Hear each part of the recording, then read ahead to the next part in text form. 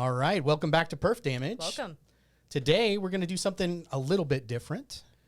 We have a guest for the first time on our video podcast. This is Bryan Cooper. He is the co-producer of Cinecon Film Festival. Thanks for coming. Thanks for having me. All right. Yeah, we're going to talk about the film festival, which is happening very soon. So we're doing something that's modern, contemporary. Yeah, and timely. Sort of. Yeah, timely. That's So we're right. going to tell you about the film festival, some of the films that are playing, and yeah. So, stay tuned. Now we drink. Yeah, now we drink.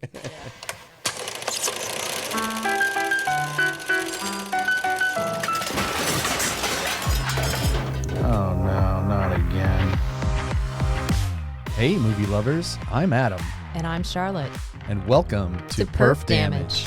We're a movie-obsessed husband and wife team who work in the film industry. I oversee film restoration at the oldest studio in Hollywood. And I bring the inside track from film development and production. And we love to explore the hidden tales of movies past and present. So join us for a cinematic journey like no other. From classic gems to examining the art of the double feature, this is Perf Damage. Popcorn popped, wine at the ready. Let's press play.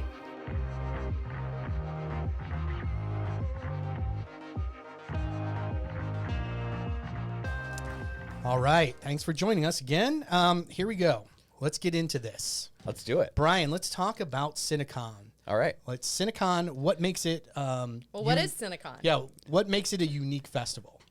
Well, yeah, I mean, Cinecon is a classic film festival, 5 days of classic film over Labor Day weekend, and we're celebrating our 60th Cinecon this year, which is Wow. kind of crazy. And I've only been with it for 59 years, so. But it basically started with film collectors and projectors in a room in New York, like, hey, let's get together and watch these old movies. And it just kind of exploded from there. The roots of Cinecon are basically with guys who had 16 millimeter projectors, their own prints, and they wanted to see movies that weren't running on TV, that weren't in theaters anymore. How can we see this rare stuff? So we continue that tradition by showing films that aren't out there, that generally don't run on TV, they're not on home video, so you can see something rare and unusual that weekend that hopefully you haven't seen before. Yeah, that's really cool. You guys show shorts and silence. Things. Everything. We have shorts, we have cartoons, we have features, we have special programs, we have presentations, you name it. There's something for everybody. So let's talk about some of the films that you're excited to see this year that you guys programmed. We've got some movies that are really rare and unusual. One that I believe made its premiere at the Silent Film Festival is called The Pill Pounder, and it's a lost short that Clara Bow just happens to be in. The story is, and maybe you know the story better than I do, was that it was in an unmarked can, and it was bought as part of a large collection at like a flea market. I think it was a film storage facility. Something like that. Yeah, so I mean, he didn't know what he had until he opened up the can. And then I believe at that point, David Sten stepped in to help with the restoration. And so it looks beautiful. Looks like it was shot yesterday. Cannot wait to see it. And I haven't seen it yet either, so I'm excited to see it.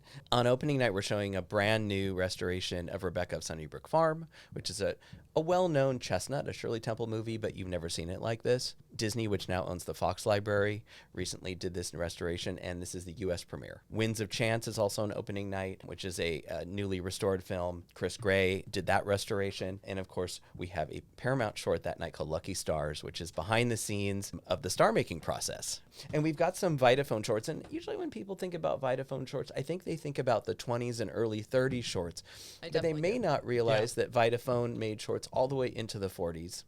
And so these are some shorts that aren't on TCM, aren't on home video, that I handpicked along with George Feltenstein and the guys over at UCLA. So I'm really, really excited. And one of them is a Red Skelton short that has never been seen, to my knowledge, since it first premiered in 1939.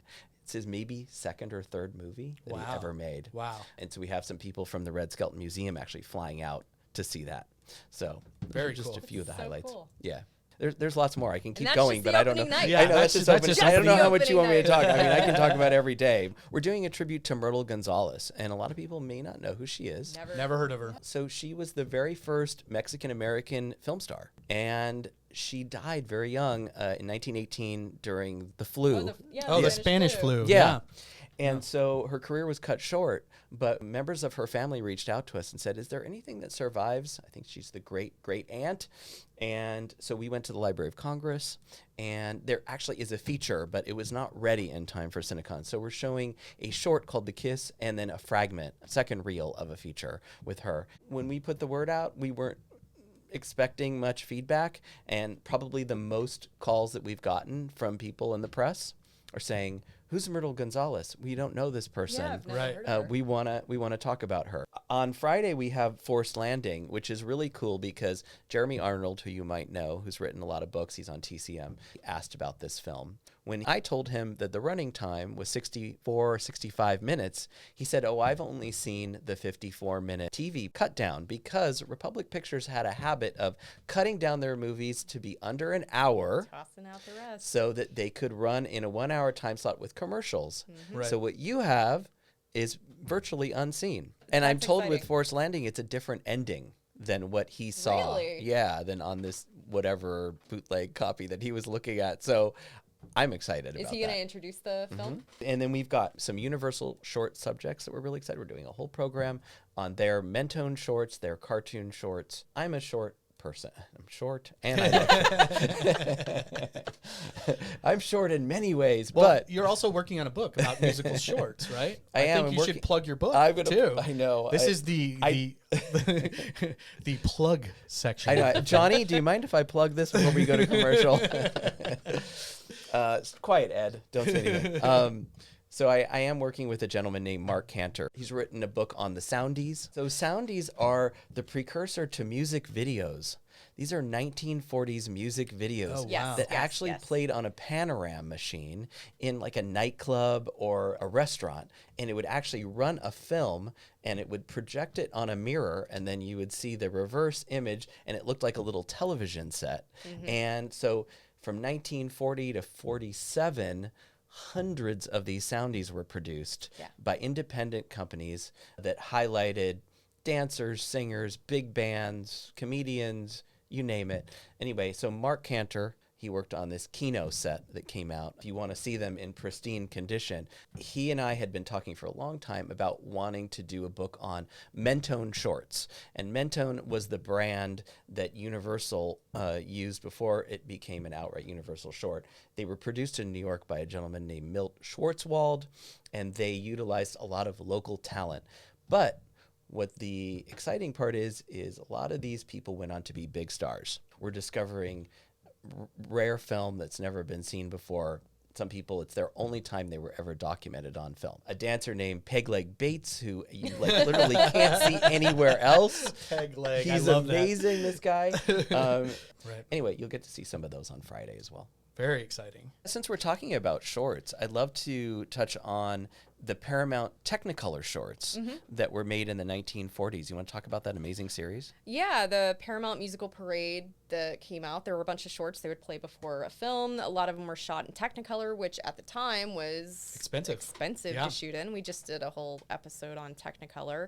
And they would be two-reelers generally, and they would feature musical performances and maybe a little bit of a plot built around the musical performances. But usually it was just to show off whatever kind of talent Well, they and we had. should mention that Sammy Davis Jr. is in one of those shorts. Yes, We actually yes. ran that at Cinecon called Yes, Sweet and Low. Yes. And to see Sammy Davis Jr. with the Will Maston Trio in color. It's incredible. Yeah, that's Sweet and Low, though. Yeah, Sweet and Low. I Sweet know. and Low. Yeah. I know, we're talking about No, that. I'm just clarifying. That's all. Yeah. This was shown at Cinecon. In the Where past. else was But it why don't shown? you talk about Boogie Woogie since Yeah, you have you a watched review Boogie Yeah. Woogie on recently. IMDb? Yeah, I loved Boogie Woogie. Boogie as Woogie. the sole reviewer on IMDb of Boogie Woogie. I'm a big fan of Robert Benchley. Yes. First of all, I think he's fantastic. It was one of his last films because he died not that long after. Right. It was very surprising to see him pop up in a Paramount short like that. Robert Benchley is alone. His wife is off visiting family, and so he's the sole parent, and he's let his kids just kind of run loose. His kids go out, and then his wife sends a telegram saying that she's coming home that night, and he has to go and find them, and they're out. home. Yeah. Jitterbugging. Jitterbugging, which Kids is these days. Like you do. so bad. I know. Yeah. Yeah. And so he goes to this club, and they don't want to let him in because he's an old man. There's a performance in the club that you're watching, And eventually Robert Benchley sits down, and they find out that their dad was a jazz pianist in the past. Shocking. Yeah. It was Yeah. so They've uncovered So he his plays past. piano, he boogie woogies, and Yeah. they boogie my woogie gosh. on the floor. I yeah. can't wait. And then, Yeah. well, Charlotte and I both discussed. She thinks that he may actually be playing, but I don't know the that way he it was is. He's shot. I just- don't think he's playing. He's in just that. really good at faking it. either that, or yeah, he's just it's playback obviously, and he's just kind of. He's definitely got the faces down. Oh, he definitely has the faces down. Well, and I want to mention that there's another short which you have to find that Peggy Lee did in the late 40s. To see her in color at that time, there's a lot of like stars that are, just kind of burgeoning at that point. Right. Show up in these short subjects. So I'm gonna keep bugging Charlotte until she restores. all of them. That's one of the great things about Bryan is he'll always say, "Do you have this?" And it's something I've never realized that we have because there's thousands of titles, Right. And so he'll always send me on some kind of goose chase to track down something that's just not available or very rare. On Saturday, we're doing. Maybe you want to talk about this. Well, we're going to show The Boys from Syracuse, which is a really fun Universal musical, and we're doing a program on Bela Lugosi and Boris Karloff, Twin Titans of Terror, which I saw at Monsterpalooza, and I fell in love with this. A gentleman named Julian Stone, who wrote a book called It's Alive, all about the making of Frankenstein. He did this presentation at Monsterpalooza. I was like, oh yeah, we have to have that at Cinecon. So that's kind of our homage to the horror genre. We don't have a lot of horror movies or sci-fi movies this year. We usually try to have one. So if that's your bag, then you should Which it definitely come. is, obviously.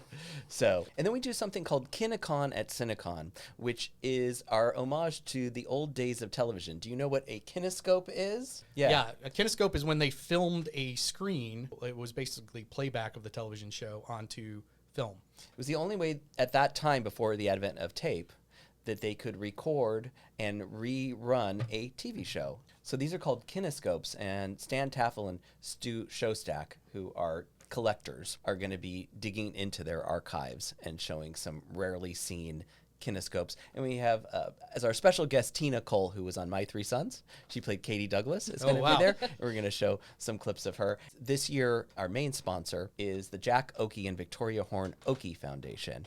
And Jack Oakey is a famous character actor. I'm sure he pops up in Paramount movies all the time. So we're very grateful to them. And so we're going to be showing The Battle for Wednesday Night, which was a starring role for Jack Oakey on television, on live television, that's rarely been seen. So if you're an Oakey fan, you want to come out for that.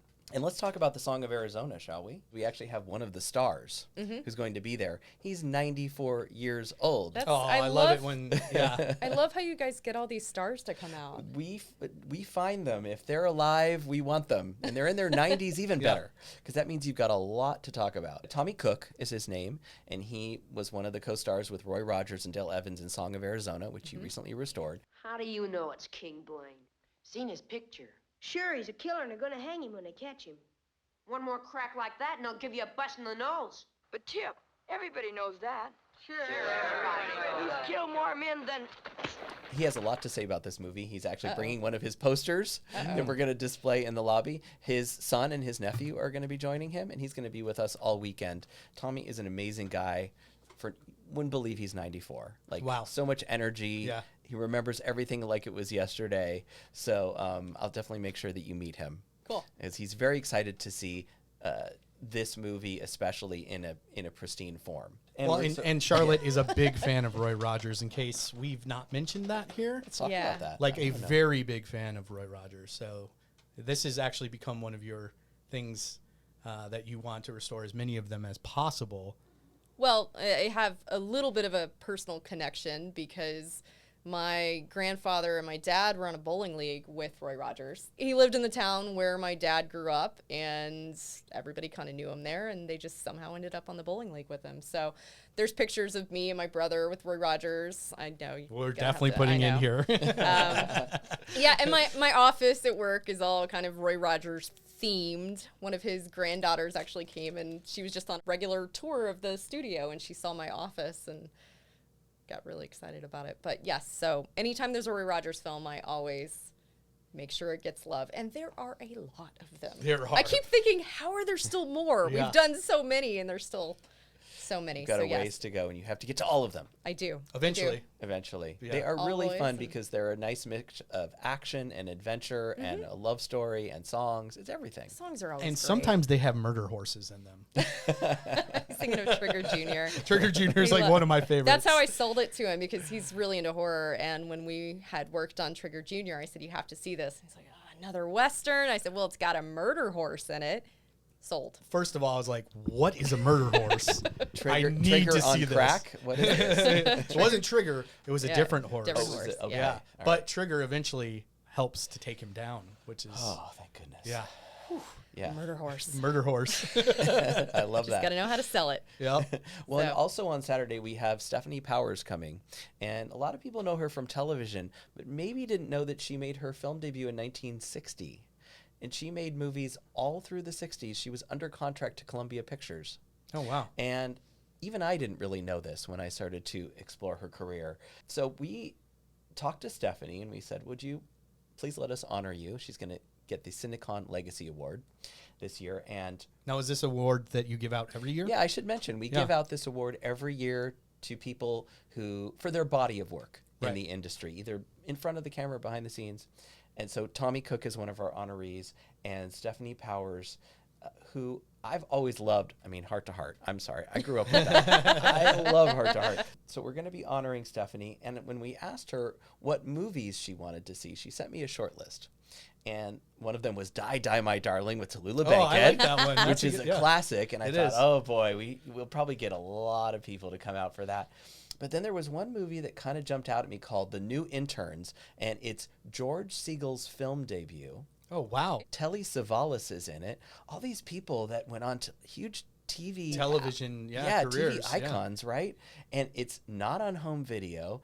There's a crappy copy on YouTube, and it just never gets played. So we reached out to Sony, and they had a 35mm print of it, and I was like, swing. That's it. That's the one. So we told Stephanie, and she's actually in Kenya right now with the William Holden Wildlife Foundation. She works half the year there, and she's flying back in for Cinecon on the 29th of August. So she will be there. That's very cool. That's Yeah. very, very cool. Neil Adams McQueen will be there. Steve McQueen's widow. She is good friends with Stephanie, and George Shakiris, who we honored 2 years ago, is also going to be there that night. And Russ Tamblyn. Yeah. Star-studded. So let's move on to Sunday, shall we? Since we're Sure, why not? Sunday. We're starting off with a silent called Dixie Flyer. We have 3 accompanists who will accompany all of our silent films, with the exception of one. We're using a score for Ladies of Leisure that Sony commissioned. But other than that, we have a gentleman named John Marsalis, Adam Swanson, and Scott Lasky, who will be playing live for all of our silent films. So it really makes it special. Yeah. We're going to end the night on Saturday with the Fire Brigade. And then we have a documentary about all of us, film collectors, called Film is Dead, Long Live Film, Peter Flynn's documentary about film preservation and how important it is. We've got some Laurel and Hardy restoration, courtesy of Lobster Films and Flicker Alley, 2 really great independent film releasing companies that put out DVDs and Blu-rays. So you sent me 2 or 3 True Color restorations, which I watched diligently. And I picked this one. I had also seen Women of the North Country, which looked amazing. And that was my second choice. And I watched the problem with- Estelita Rodriguez. I'm always pushing Estelita. I love her. Charlotte's a big advocate for Estelita. Ya hay amor, querido mío, lindo amor, querido mío.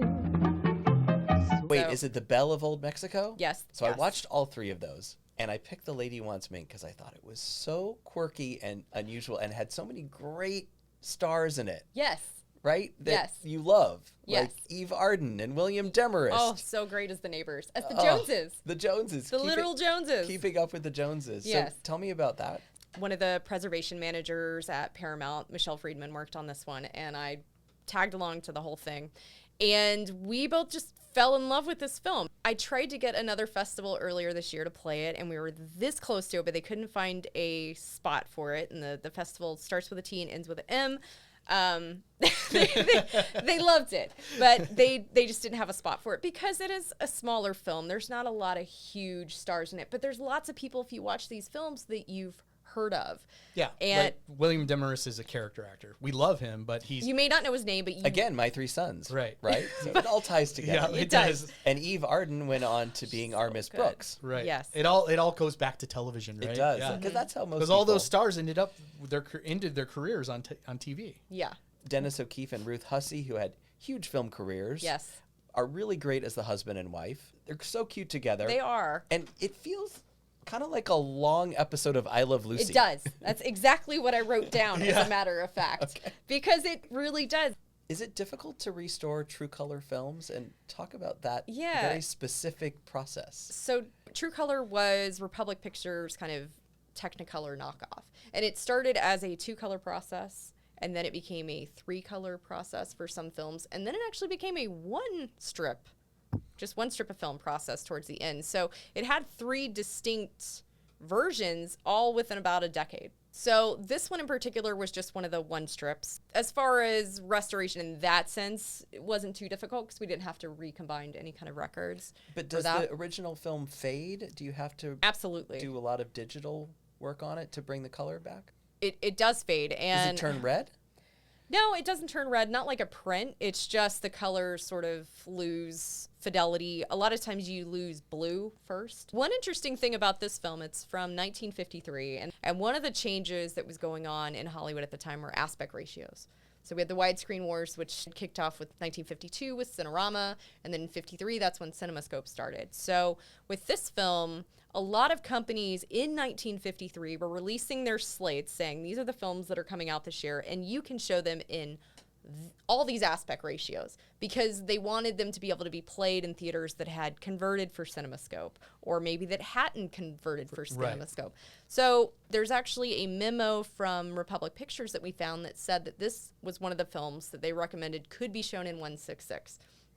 So when we went to start restoring the film, we think, okay, let's check out what this looks like in a 1/66 aspect ratio. And what we found was that people's heads were kind of getting cut off, or, you know, it just felt really tight, because in 1/66, you're getting more on the sides, but you're getting less on the top and bottom. Right. So we looked at it in 1/66 and it just didn't make sense. So we actually went with a 1/37 aspect ratio for this, which I think feels perfect. It feels like that's what it was shot for. Sure, you can show it in 1/66, but I don't think that's really what it was shot with the intention of being shown in. Right. So Well, I'm really disappointed because I love pan and scan. That's my favorite. Who doesn't? VHS. Oh, I gotta those miss VHS days.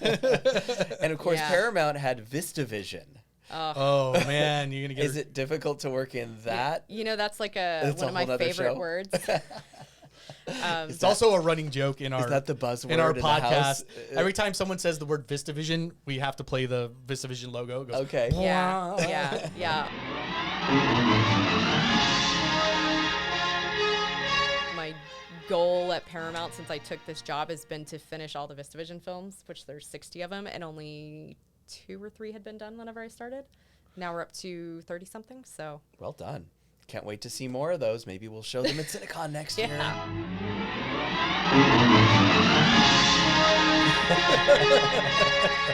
So also rounding out our day after Lady Wants Make, which Charlotte is going to be introducing. So if you want to come out and hear some more behind the scenes facts, Lady Wants Yeah, Mink. She's bringing her give live away. mink with her. Even though no pets are allowed in the theater, we're letting her That's do it right. just this one time. But we're going to round out Sunday with Mama's Affair, which is a silent film roll-in comedy with Constance Talmadge, one of the Talmadge sisters. That's going to be our big finale on Sunday. And on Monday, we're actually showing a movie that is out on DVD, but here's something very interesting about Lancer Spy with Dolores Del Rio that I found out from Kevin Schaefer at Disney. Kevin told me that when they went to make the DCP for us, there was a discrepancy in the running time. And the print that they had pulled was shorter than the print that UCLA had, which was a nitrate print. So they pulled the UCLA's nitrate print and found out that ours was almost 7 to 9 minutes shorter, and there was missing footage Oh, that wow. they then put back into the film and is part of our DCP. So they wouldn't have known that if I hadn't tortured them and said we want to show this movie. So See, that'll. this is why you're so important. Oh, Brian. I know. This is why I drive everybody crazy, including Charlotte. I'm like, Charlotte, could you please restore the Harvester? Yeah. And we've been talking about the Harvester for how many For years? years now. I know. And the reason being is that Cora Sue Collins, who is still with us at 97 years young, is a past Cinecon honoree. And every year we try to show one of her films while she's still with us. One of the two films that she still hadn't seen is The Harvester from 1936. And she's one of the co-stars of this film. Mm-hmm. I will tell you, Cora Sue is so excited about this. I talked to her on the phone. She is elated. So how exciting to have one of the stars from a film from 1936 No, that's amazing. in attendance. That's Yeah. such a rare thing that you can get someone from that long ago. Not to for actually- Cinecon. They always do it. Yeah, they do. Every year. We find them. You We do. go to the motion picture home and we're like, hey, what's up? You send a van and just pick everybody up. We've done that for many, many years. We've always tried to honor people that are forgotten, and they're so important, such an important part of this industry. Yeah, and The Harvester is one that is a very rare film. It hasn't been. It was thought to be lost. To Right. be Yeah, honest. if you go on IMDb, it says, trivia, this film is thought to be lost. Not anymore. Not No. anymore. And the crazy Because of thing is, Cinecon. And Charlotte. Yeah, And her but- team. but this kind of stuff, you see it on IMDb. This is not uncommon. Right. I'll be looking up a film, doing research on something, and then I'll look and trivia, and it's lost, or Paramount destroyed the negative, and I'll go in the archive. No, there it is, Yeah. right there. So don't always believe everything that you read in film forums and things like that. It's not always true. Right, there's a lot of misinformation out there. There is. We need to hire an intern to go and just start every Yeah, film. every film that you Add guys have little rights notes. to.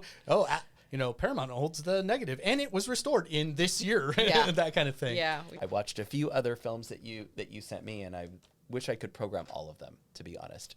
It's There's always next year. there's always next year. Brian, But always you- next year. You program so many, and it's so exciting for us when we work on a film. That's the biggest tragedy. We say nobody gets to see this. Yeah, well, that's why you want to come to Cinecon. And Monday, what we're doing is something really unusual. And I'll tell people, if you go on our schedule, if you go to cinecon.org, we've divided everything up by film and digital. And there's a reason that we had to do that. A lot of people are film snobs, we'll Yes, just say. yes. And they come to Cinecon and they only want to see something if it's on film. And then there's a lot of people who say, I just want to see it in whatever form I can see it in. I don't care. I just want to be able to see That's it. me. That's And me. that's where I fall. Yep. And so I'm just excited to see something that I've been wanting to see for a long time. But the way that the booth is configured at the Writers Guild of America Theater, it's a very small booth. And in order to go between film and digital, they have to reconfigure the booth Oh, wow. every single time. So what we did is we grouped all the digital together and all the film together so that we could have a lunch or a dinner break so that our projectionists can reconfigure the booth. So on Monday, for all you film snobs out there, it's an all-film afternoon, one right after the other. All film, all the time. At least Monday. On Monday. On Monday. Come out and see film. Mark your calendars, people. We're going to start with A Silent Flower of Doom from UCLA, a beautiful print. And then we're going to go right into 3 movies that, for the most part, are not out there. The Bride Wore Crutches. Who's seen that movie? What even I is want to that know how title? that turns out. I mean, I'm very intrigued by that title. I want to know how that turns out. Yeah. Which is a 20th Century Fox film. And Nobody's Fool, which is coming from Universal, which is actually starring Edward Everett Horton, if you can believe that. His voice is very well known. He was a well-known character actor. But he actually had starring roles in the 30s in movies at Universal. Who knew? And we're going to end with Hotel for Women, which is an early role for Linda Darnell. Well, this has been a lot of fun. Absolutely. So where can people go to Cinecon? Where can they get tickets to the screenings? You can go to our website, which is cinecon.org. We have our full schedule there. We have all of our honorees up there. All our incredible sponsors are listed. And you can get your tickets on Eventbrite. There's day passes. There's full festival passes. Full passes, such a deal. $299 for 5 days of classic films. And those will only be on sale until August 15th. After that, they go up to $350, but still not a bad deal. We'll have day passes available and they're available as well. So if you haven't come to Cinecon before and you want to dip your toe in the water, get a day pass. Come check it out. I guarantee you will get caught up in the fun and the excitement of what's happening this weekend. You'll meet a lot of like-minded film lovers. You'll make new friends. It's a very communal experience. We're all super easygoing, down to earth. You can come up to me and chat with me about what your favorite movies are, what you want to see at Cinecon. Anyway, we'll be at the Writers Guild Theater in Beverly Hills, and that's August 29th through September 2nd. You have nowhere else you need to be on Labor Day weekend. Nope. Charlotte's going to be there. Adam's going to be there. I'm going to be there. A lot of other people from the studios that do all this magical work throughout the year are going to be there, introducing their films and talking about the incredible preservation work that they do. So we want to thank them. This is our way of thanking them by making their movies that they work so hard on available on the big screen. So that's it. Yeah, it's like a reunion every year. Yeah. Yeah, you get to see everybody from other studios. All that the are working on it. studios, Yeah, everybody's there. We don't discriminate. If you have a movie that you want us to show, dagnabbit, we'll get it up there. Well, Bryan, thank you so much for coming out. Yes, thank you. Thanks. It's been You my guys pleasure. do the good work. You really do. No, I love talking about this stuff with you guys. I love Yeah, it. it's so great. It's because, we work on the films, trying to get them out there, and then you're getting them out there to people. So We're trying. thank you for that. Appreciate it. All right. Until next time, thanks for joining us here on Perf Damage.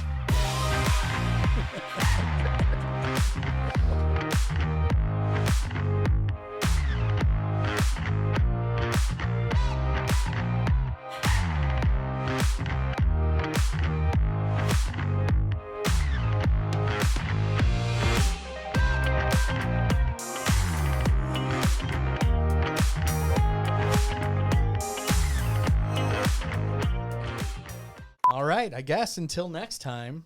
Well, I mean, you should say thank you for coming. Yeah. on, Oh, so, yeah. Sorry. Rude. All right. Until next time, thanks for joining us here at Perf Damage. At Perf Damage. Whoops. Thanks for joining us. No. Yeah, Is it? those are actually the No. words.